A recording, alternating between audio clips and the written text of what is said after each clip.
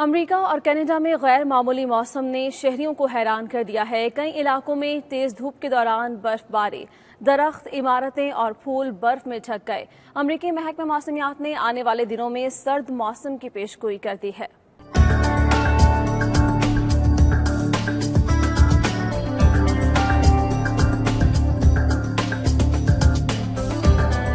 Corona کی وبا کی وجہ سے دنیا بھر میں ٹریفک، فیکٹریاں اور ماحول آلودہ کرنے والی صنعتیں بند ہیں۔ جان لیوا وبا کی وجہ سے انسانیت خطرے میں ہے، لیکن فطرت پھر سے زندہ ہو رہی ہے۔ دنیا بھر میں فضائی اور ماحولیاتی آلودگی کا سلسلہ رکنے سے موسم پر خوشگوار اثرات مرتب ہوئے ہیں۔ دنیا کے کئی ممالک میں موسم اور ماحول فطرت سے قریب ہو رہے ہیں، تو کئی مقامات پر موسم غیر معمولی انگڑائی لے رہا ہے۔ کینیڈا اور امریکہ کے کئی علاقوں میں ہونے والی غیر معمولی برف باری اس کا واضح ثبوت ہے۔ دن کی روشنی میں اچانک برف کی پھوار شروع ہوئی، جس نے دیکھتے ہی دیکھتے درختوں و عمارتوں کو ڈھک دیا۔